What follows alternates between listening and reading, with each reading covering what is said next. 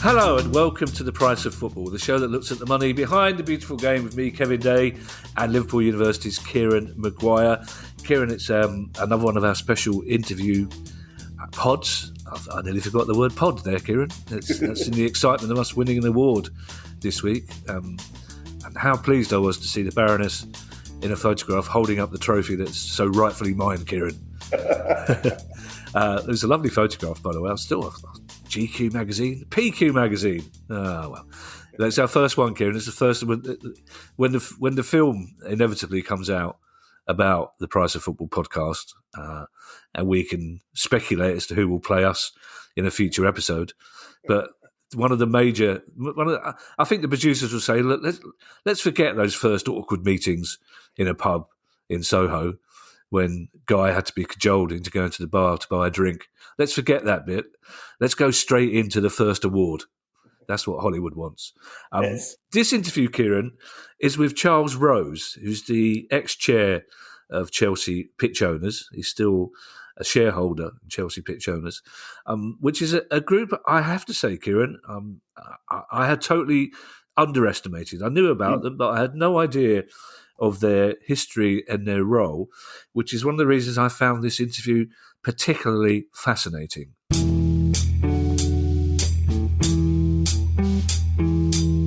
Charles, thank you so much for joining us this morning. Before we start, tell us a little bit about yourself and your history with Chelsea as a fan. Right. I first started watching football in the mid-1960s. My dad was a dyed-in-the-wool rugby fan, which for anybody living in Bedford, as I do, is a rugby town. So we started watching Bedford Town, the Eagles. And to be honest, the Southern League was hardly what we were exactly looking forward to. So he took me to Chelsea in 1968, and I've been a Chelsea fan ever since. I've been involved in all sorts of different types of businesses. I ran a printing business. I've been involved in modular building of hospitals. I've been in technology and latterly in merchandising as well. So I've had a varied career, and other things I've done include being a director of the British Chambers of Commerce and also representing the printing industry and various other bodies as well. Oddly enough, my very first game, only a few years after that, was in the Southern League. I was taken to see Wimbledon. We probably played Bedford as well, now it comes to me. Luckily, I was taken to Selhurst Park the week afterwards, so any lingering doubts about who I was to support, although if I knew Bedford were called the Eagles, I might have ended up supporting them. Charles, the history of Chelsea Pitch Owners is much more fascinating than I imagined. But before we get into that, can you tell us what exactly you own and how many of you there are that own it? Right. If you look at Stamford Bridge as a whole site, there are in fact 6 different freeholds that are involved in it, and 5 of them are owned by Chelsea or companies associated with them. This information, by the way, may be a little bit out of date following the takeover. Yeah. But the other bit, and the important part, is the pitch and the stands. If you go to Stamford Bridge and you go outside the West Stand, you will notice that there is a change in the colour of the bricks on the ground, and that delineates where our boundary actually sits. So it is, in essence, the stadium itself. And the stadium is owned by a company called Chelsea Stadium Limited, which is a wholly owned subsidiary of Chelsea Pitch Owners PLC. The reason for that is quite technical, that Chelsea Stadium Limited, for historical reasons, was registered in Scotland, which was something that Matthew Harding did, and we've never actually tried to unravel that. So that's the actual ownership of it. And do you own the name of the club as well? Is that true? Right. So what happens then is that, and this is where the complicated bit kicks in, because there is a lease. The lease is that we allow Chelsea Football Club to play their games at Stamford Bridge, and in return for that, we get a peppercorn rent. They loaned us the amount of money to buy the ground, which was some 11,151,000, according to their latest accounts. And in return for that, we sell shares to different shareholders. The shareholders, each share is worth £100 of capital money, and you are allowed to hold as many shares as you like, but you are only allowed to vote with a maximum of 100 of them, so £10,000 worth of shares. In the lease itself, which is for 199 years, we have an obligation to repay that money, and the club are convinced that we will be able to do that within that sort of space of time. And the kicker into that is that if Chelsea Football Club do not play their first team games at Stamford Bridge, and if they don't do that with our permission, with the permission of Chelsea Pitch Owners, then the name Chelsea Football Club will revert back to Chelsea Pitch Owners. Right. I want to come back to that loan a little later, because it's a fascinating piece of business, and I'll be interested to hear what Kieran thinks about it. But just if you can, because as I say, it really is much more complicated than I imagined when I first started researching this. I genuinely thought, I think like a lot of London football fans, the Evening Standard will occasionally mention Chelsea Pitch Owners, and you kind of get the impression that it's a sort of gentleman's club who all own a bit of the pitch with this strange agreements. If you could give us a potted history of how this came about and when, that would be really useful.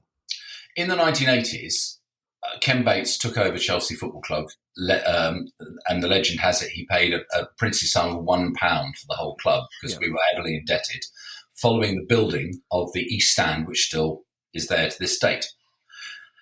Unfortunately, he was unable to buy Stamford Bridge at the same time. The previous owners, the Mears family, had sold it to a different company, and that company in turn was Marler Estates, which was a property development company.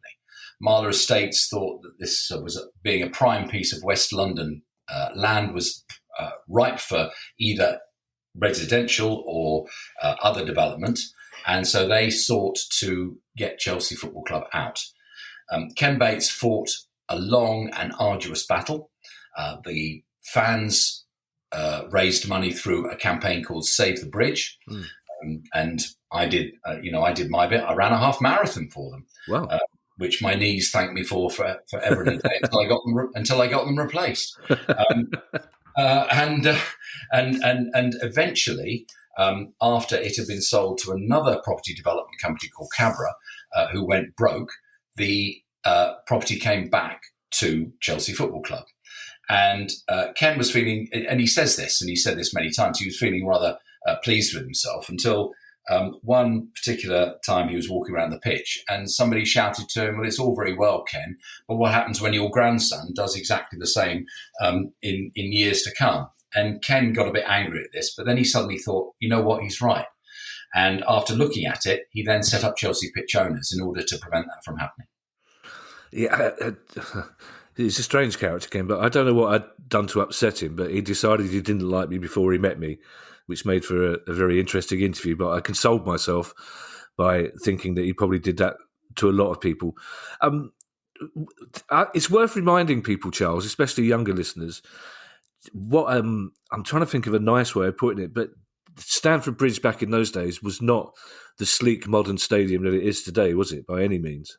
I wouldn't call it a sleek modern stadium today either, to be absolutely honest with you. Oh, okay. But in those days, it was a bowl. It had remained fairly untouched since its original building in the early 1900s.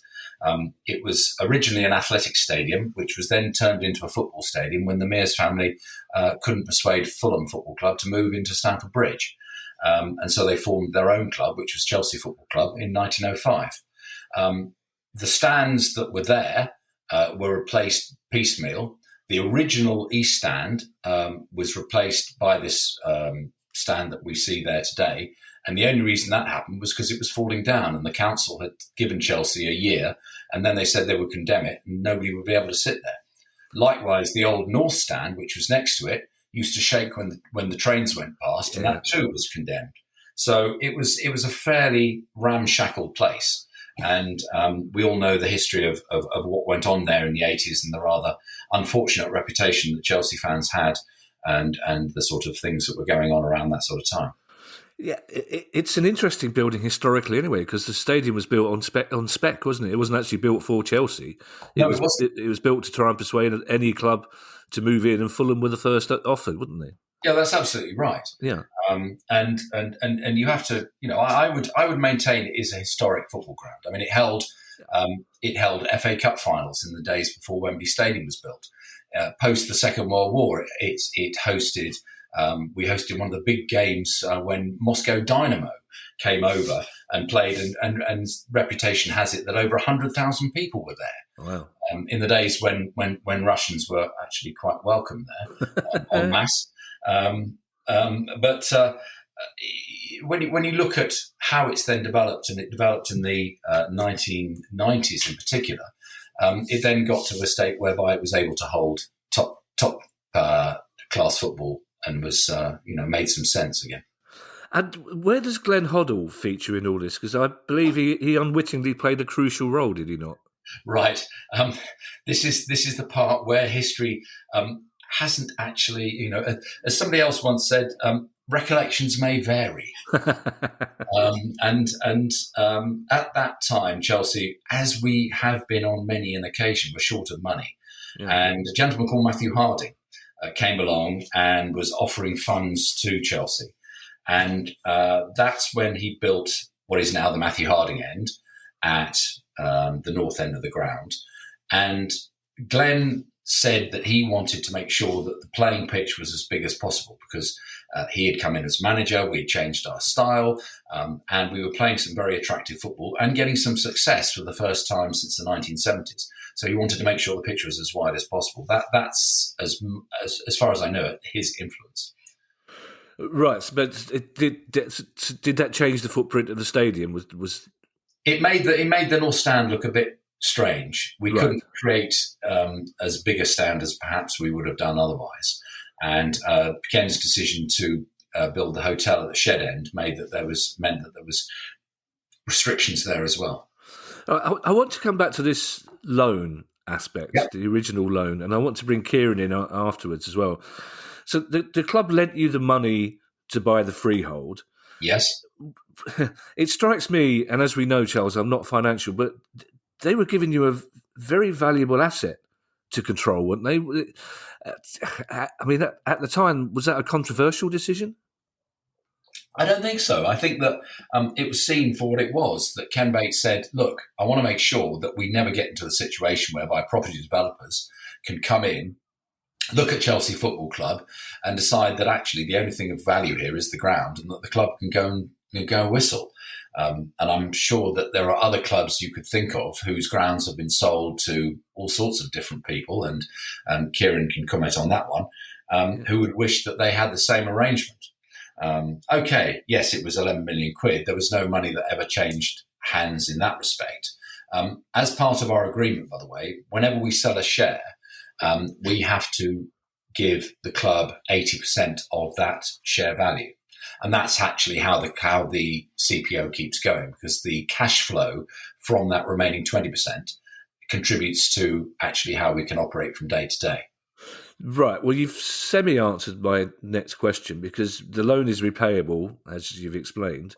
Yep. But it strikes me that just selling shares isn't enough to raise the money to repay it. So are there other fundraising activities going on? Right. I'm not sure you're right as far as that's concerned. Right. Okay. There is no limit. There is, I beg your pardon, there is a limit on the amount of shares that we can actually sell. And the organisation, the CPO, are limited year to year as to how many they can sell via a resolution at their annual general meeting.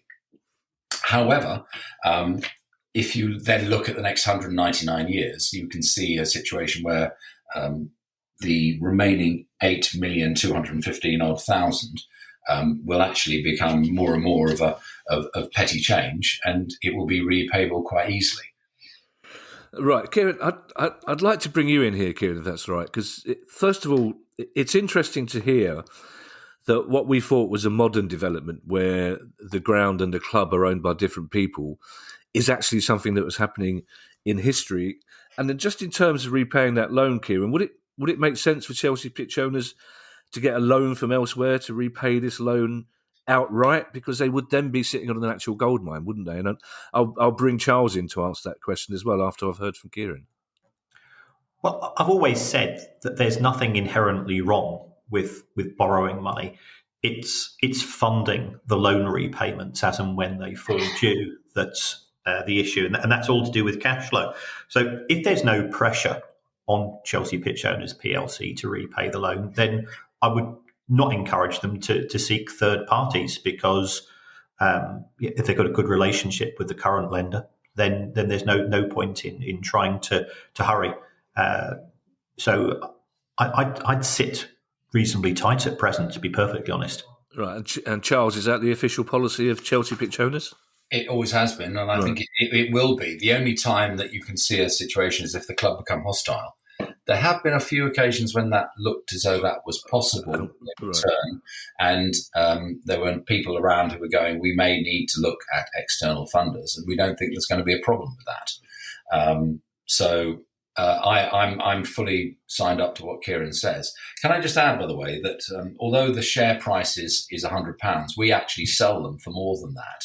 Okay. The extra bit would be, for instance, if you wanted a share signed by a particular player, or whether you wanted it framed, or whether you wanted it presented on the pitch. And that bit of it goes, and this is Kieran's ballpark, that bit of it goes to the profit and loss account, whereas the £100 obviously comes into the capital account. Kieran, is that standard practice, I presume, Kieran, is it? I guess so, in the sense that you're buying more than the share. The very fact that you're buying a share which is being physically signed by Joe Cole or Glenn Hoddle or Tony Cascarino, whoever it's going to be, or you're getting it on the pitch, you're paying for another service. So if I buy a share in Vodafone, I just buy it for whatever the going price is. Okay, Charles, you talked about, you used the word aggressive there. I want to ask you about two owners, basically. And first of all, historically, I'm fascinated by this forward-thinking decision from Ken Bates, because his reputation is certainly more as a reactionary rather than somebody who would do something like this. So I'd be interested to hear what you have to say about him. And then secondly, there will be, I imagine, 90% of our listeners will be wondering how you survived the takeover by Roman Abramovich, because you would assume that you would be a slightly irritating nuisance to him and that he would have the money to blow you out of the water. So if you could tell us a little bit about Ken Bates first, and then tell us about what happened when Roman Abramovich did take over. Right, let's deal with Ken first. Ken gets a bad rap, and I know why he does that. He is a successful, but on occasions quite abrasive guy who says what he thinks, and sometimes that comes out very starkly.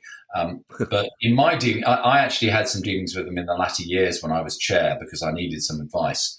And we met up, and he was absolutely charming. And he did a dinner for us, and he was wonderful. I think you could find a lot of Chelsea fans who had a great deal of time for Ken. And can I just actually say one of them would be a guy called Paul Wright, who was imprisoned quite scandalously by the Iraqi regime after Gulf War One. And Ken did a lot, actually, to try and get people to write to him, get hold of the Foreign Office, and try and get him out, which eventually he was. So, that's the sort of thing that Ken does, and it doesn't necessarily get the publicity that it deserves. As far as Roman is concerned, I always wonder whether or not when the takeover happened, and it happened in double quick time, that he arrived at Stamford Bridge the day when the deal was sealed, and was sort of standing there going, "Look at this! This is my empire. It's mine, all mine." And somebody then tapped him on the shoulder. Well, you see that sort of green square bit in the middle? Not strictly yours, but don't worry about it. And that he took over in 2003, and it took probably a number of years. I think they went through a lot of legal opinion about whether they could break CPO, whether or not the lease was sound. And having proved that it was, they figured they wanted actually then just to launch a takeover bid. And that's where the controversy really kicked in. Now, very cleverly, or however, Roman was kind of insulated from that because he never took a front row seat in doing this. That was very much down to the executives. And so when in 2011, the club announced that they wanted to move to a new ground, that they were looking at Battersea, they were looking at Earl's Court, they were looking at these wonderful designs. They showed us how a sort of yellow wall, Dortmund-style stadium might look if it was housed in Battersea Power Station. But as a part of that, that meant that CPO had to agree that their time was up. Right. And they launched this takeover, and that became incredibly bitter and actually led to resignations all round as far as CPO is concerned. And that was when after that, I got involved. But there was a lot of things that were going on then that I'm very happy to talk about if you want me to. I'd love you to talk about them. So that bitterness implies then that there were many people in CPO who wanted to accept the offer. Would it have been a lucrative one for those people if they had accepted it? Right. The club offered to pay pari passu for the shares, so £100 for a £100 share. As part of their incentive, they said that CPO members could have a priority when it came to season tickets at the new stadium, and also that we would have those people who voted in favour would be able to have their name inscribed on a walkway leading up to the new stadium. Right. Which some of us thought was a little on the insulting side. Some people had done the calculations as to how much they thought that the ground was worth and said that actually that was complete nonsense as well. But primarily it was surrounding whether or not we actually wanted to leave Stamford Bridge. And there was quite a section of the CPO members. And you must bear in mind that there's no doubt about it that CPO has a much older membership than perhaps it's long-standing fans. It's people like me who've been around since the day dot. So they were actually wedded to the idea of staying at Stamford Bridge. But it was the actual general meeting itself that developed into what I can only describe as a complete and utter shambles. That really kicked this all off. For reasons best known to the then directors of Chelsea pitch owners, and that was not including myself at the time, they decided that the meeting was going to be addressed by the Chelsea chairman, Bruce Buck, and the chief executive, Ron Gourlay, who has featured on this pod with his work at WBA more recently. Yeah. I can only say that the two gentlemen concerned, and I have a great deal of time for Bruce, by the way. I had dealings with him extensively and got on very well with him, but he badly mishandled this meeting. It was dreadful. It was a shouting match. There was swearing. There was it was barely able to keep in any control whatsoever. Fueled, I have to say, by calling the fans customers, which of course is about as much of a red flag if you want to raise one as you can actually get to us. The other thing that was alluded to on the day was the fact that between the bid being published and the time of the general meeting, that 2,000 additional shares had been bought by people in Chelsea pitch owners. Now, we have to be a little careful here because we don't want your good friend Nick DeMarco to be involved in any way whatsoever here. We can't afford him, that's why. That's absolutely, I'm sure not many of us can. The board at the time had permission to issue 1,000 shares that year, and as I say, 2,000 were bought in a matter of 3 weeks. And there was a list of some of those shareholders produced by some of the activists at the meeting, and they were insinuating that there were connections. Right. And let's just leave it at that. There was allegations of concert parties, which is a legal term under the Companies Act, and it all became rather suspicious. Now, as a result of that, the vote went 60% to sell, and these are rough figures, not absolute, and about 40% not. Now, in order to sell, in order to give permission, they had to have 75%. So they actually failed in getting the requisite amount of votes. And did they leave it at that? Did they walk away saying that's done, or did they make other attempts to come back again? Well, no, they did actually. The club pretty much left it at that. Right. What it left was CPO in a situation of complete and utter turmoil. The next general meeting we had developed again into a shouting match, and I was there as a shareholder and thinking this is ridiculous. Somebody here has got to put their name forward and try and sort this out. And there was 3 additional directors who were elected and appointed. I was one of them. There was a QC and a very senior solicitor involved there as well. So we then got onto the board, and the issue didn't go away. We ended up in 2013 issuing what was called what is known as a Section 793 notice to all of these particular shareholders who bought these shares, and it required them to write to us formally to state whether or not they had an interest, whether anybody else had an interest in their shares, or whether they had an interest in anybody else's shares. We'd actually said to the shareholders, this will actually achieve nothing. And guess what? It achieved absolutely nothing, because everybody wrote back to us and said, no, shares are my own, and no, I've got no other shares, no other interest in anybody else's shares. And so the matter pretty much subsided, because then the redevelopment of Stamford Bridge started to gain some momentum, and the idea of having a new stadium was on the agenda, and people moved on.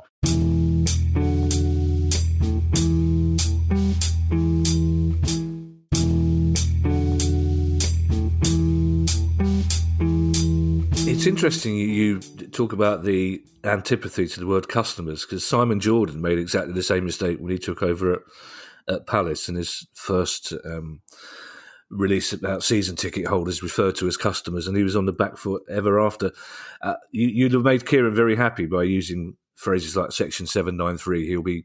That's why he's gone quiet. He'll be wiping away a little tear of joy. It's such a technical statement. You used a couple of phrases there, Charles, if you don't mind.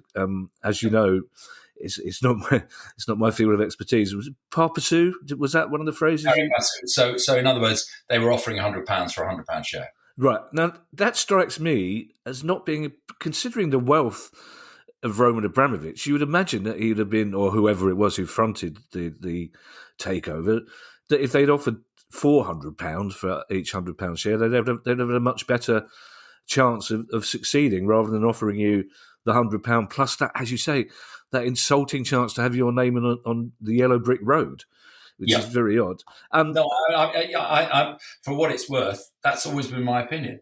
My opinion always was, if he'd offered, I don't know what the figure would have been, 100, 150, £200, who knows? And people might have gone, okay. Yeah.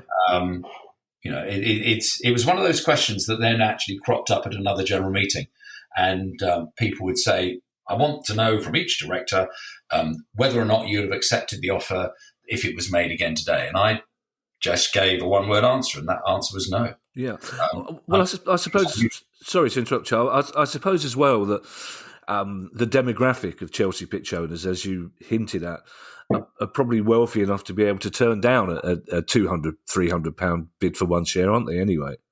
I think you've categorised Chelsea fans in the way in which a number of football fans think, oh yeah, we're all absolutely rich. I can tell you, I sit next door to a postman. I sit behind somebody who works in the housing department of Hammersmith and Fulham, Hammersmith and Fulham Council. I sit next to a bus driver. These people are the ones who actually aren't necessarily, wealthy. I'm in a very privileged position. I don't deny that, but not everybody who goes to Chelsea is wealthy. Not everybody is up against it. And you had that discussion with Kieran the other week about fans in other cities as well, like Liverpool. There's people with money. There's people who don't have so much money. Yeah, to be fair, Charles, it's not you that will get the angry tweets if I don't insinuate that all Chelsea fans are Tory MPs. Basically, I'm all about the cliche, Charles. Don't worry. And also concert parties. That's a new one to me as well. That's a legal description of people who would get together and do something in order to achieve an end. as far as the Companies Act is concerned. Right. Many experts, Charles, and I try to say that word experts in inverted commas, agree that moving to a bigger stadium would benefit the club. So are there fans then who think that Chelsea pitch owners actually are standing in the way of progress for the club? No doubt about it. I mean, I entered into a chat with a well-known newspaper the other week, following stories about what's going to happen with the stadium, what options they've got, and one of the contributors basically said they thought the CPO was some sort of sect. And they should move out the way. And I had to gently point out to them, they won't just move out the way. They're the owners of the stadium. That's what they're there for. I think the other thing that I haven't actually said is that the value of the shares. Right. I mean, I've got a number of CPO shares, and you know how much they're worth? Absolutely nothing. Right. Okay. There's no resale market. It's not like the stock exchange. We hold these shares because this is what we believe in. We want to hold a part of our club. That's what it's about. So it's, I've got a certificate that's on my wall. I've got knowledge of that, and that's great. I'm happy with that, and so are most other people. Oh, so you couldn't offer your share to another Chelsea pitch owner then, for example? I could do, yeah. I can transfer it. But I've yet to find anybody who's actually transferred it for serious money. Right. On the subject of owners, Charles, what's your relationship with Todd Burley like? Was it too early in the day? I mean, in theory, could you stop him walking across your pitch to make those ill-advised team talks? Have you thought of that? Right. So I decided that my time was up in late 2019. Right. So at that point, I said, right, if I'm going to leave, I'm going to leave entirely, because I don't want the next chair to have somebody else hanging around who said, oh, well, that wouldn't have been the way I did it. So I got out. My understanding is that when the takeover was happening, that they were fully consulted about everything. And from what I'm reading and what I'm hearing, they are actually involved in the discussions about what's going on now. So they would have to answer for that. And I would expect the relations to be sound. And bearing in mind that people, they have actually put onto the board two well-known supporters, one of whom is Danny Finkelstein, right. And he's got good connections all around. So I'd expect him to be moving in and about and talking to CPO like he does with the Supporters Trust as well. And you shouldn't forget the Supporters Trust in this. They were formed as a result of the campaign to prevent CPO from being sold. You would imagine, I mean, Todd Burley is clearly a very clever businessman. You would imagine that Chelsea pitch owners would be part of the due diligence in a way that you imply that it perhaps wasn't for the Roman Abramovich takeover. There was no doubt that when the due diligence, and that took, I think it took, although it was done in double quick time, people didn't necessarily understand that, but it was done in double quick time, particularly with the scope and the extent of the company. But CPO were well in those discussions, and they were talking to the Rain Group, as I understand it, right. And they were also talking to each and every one of the people who were bidding for the club at that stage. So they knew all about CPO. There was no that situation would not have been replicated again. Right. Do you know what, Charles? I am beginning to regret my comments about Chelsea fans. I'm going to get an angry email from David Baddiel. Quite right too. Yeah, a long angry email from David Baddiel. If I see David when I'm visiting the facilities in the East Stand, he sits somewhere around where I sit. So I shall mention that he needs to send that email and sharp. And talking to Chelsea fans, Charles, my last question is: you are, as we've established, you're completely independent of the club. But is it criteria for Chelsea pitch owners that you have to be Chelsea fans? No, it isn't. No, you could buy a share. Kieran could buy a share. I, for a long time, when I was a director, I actually did the admin for Chelsea pitch owners. I was literally sending the shares out. And as company secretary, I had the onerous task of maintaining the shareholder register. So I know some of the people who are on there, and there are many names who you would associate with other clubs on there, and that was fine, because in the early days, shares were sold at dinners and lunches and that the sort of thing with which were attended by football folk in general. Yeah, see, I wouldn't put it past Kieran to buy a share. I wouldn't buy one for many reasons. Partly because I came home from Palace last week with another scarf, and Mrs. Day didn't take kindly to that. So the idea of me suggesting to her that I've bought a share in Chelsea would make the eyebrows raise even further. But Charles, it's been really interesting to talk to you. As I say, I'm sure our listeners will be as fascinated as I was by the fact that what I thought was a simple, I wouldn't say sect, Kieran, but I had it down as a kind of gentleman's club, to be perfectly honest, and I'm slightly ashamed of that now. But it's a fascinating history, and it's fascinating that still at this stage, fans are able to influence in some way the ownership of one of the biggest clubs in English football. Can I just actually throw one further fact at you? Of course you can. And it involves another bearded gentleman, and one who we would all know but has never been mentioned on this pod before. Father Christmas? Is it Father Christmas? And no, it's not. Patience with me. And he will have an influence over the stadium if it gets rebuilt at Stamford Bridge. And that person is King Henry VIII. Wow, now you're talking my language as a history student. What's King Henry VIII? And that is to do with the height of the stadium, and it is to do with the sight lines that King Henry VIII was maintaining with the view of St Paul's Cathedral. And one of those sight lines is from Richmond Park and from something called King Henry's Mound.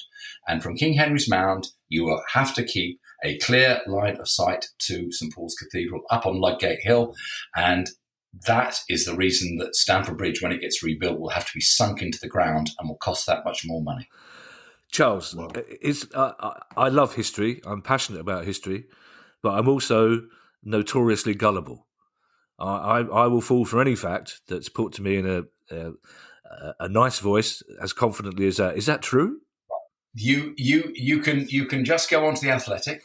Wow. And they have written Dom Fifield has gone the full 25 pages on this. It's been mentioned by Henry Winter in the Times. So if they are pulling your leg as well, then good luck to them. But seriously, that's the unknown fact that I'm just going to throw into this pod just for a little bit of entertainment. That's fantastic.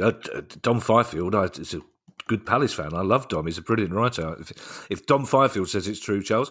Also, the other historical fact about Chelsea, and I'm rather glad it didn't happen because I suspect it would have made me support them when I was a kid, is that originally they wanted to call the club London FC, but the FA at the time wouldn't allow them.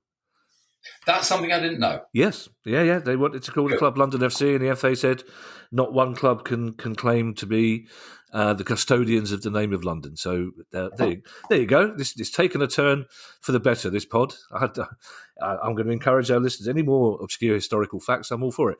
Charles, as I say, it's been really interesting to find out the true history and the true present of Chelsea pitch owners, and long may you continue to be part of a game that's consistently being taken over by billionaires. Well done. Thank you for talking to us. No problem. My pleasure.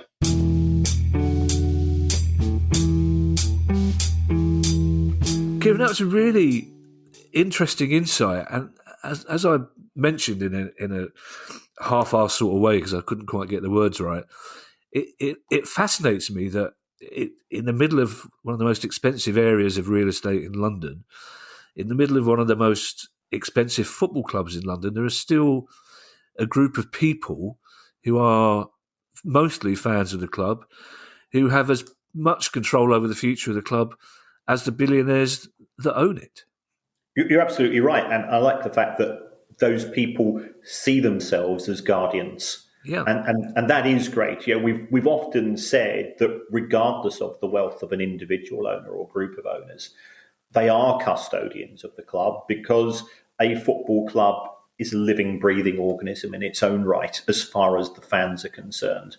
And if you talk to people who are the biggest stakeholders in football, it is the fans and the players, and too often their views and their reservations are not taken into consideration. And what Chelsea pitch owners are doing here is just saying, doesn't matter how rich you are, we are still Chelsea Football Club. Yeah, and I'm still fascinated by that notion, Kieran, that Roman Abramovich, who still is, but certainly was at the time, one of the wealthiest people in the world, didn't, when he tried to take over Chelsea pitch owners, didn't just blow them out of the water with a massive offer for their shares. Rather, he just matched the price that they'd paid. That seems, again, counterintuitive to what we know about billionaires. Yeah, I think it was a wrong step, unless he had taken counsel from Bruce Buck and his other advisors, who said there will be a significant rump of Chelsea pitch owner shareholders who, regardless of what you offer them, will turn around and say, no, we didn't get into this for the money, so therefore we're not getting out of it just because you're offering us a lot more money. But as Charles was saying, there was a significant number of Chelsea fans or Chelsea pitch owner shareholders who were willing to consider Roman Abramovich's offer at £100 a share. So perhaps they could have been persuaded if the money involved had been higher. Yes, and Charles was such a nice chap, and I'm always a sucker for a well-spoken chap as well. I really wished I'd intervened when he was talking about how nice Ken Bates could be at the time, because he certainly wasn't when I met him, and I don't think he was particularly nice when he was talking about putting up electric fences around the pitch and calling fans parasites. But other than that, I thought that was a fantastic interview with Charles Rose, and it really was illuminating. Thank you to everyone who's donated to the pod via our Patreon page. If you'd like to make a small monthly contribution to the pod as well, that would be very kind of you. You can do so by going to patreon.com/priceoffootball. If you have a question you'd like answered on the show, email us at questions@priceoffootball.com. Bye, everybody. Bye. The Price of Football.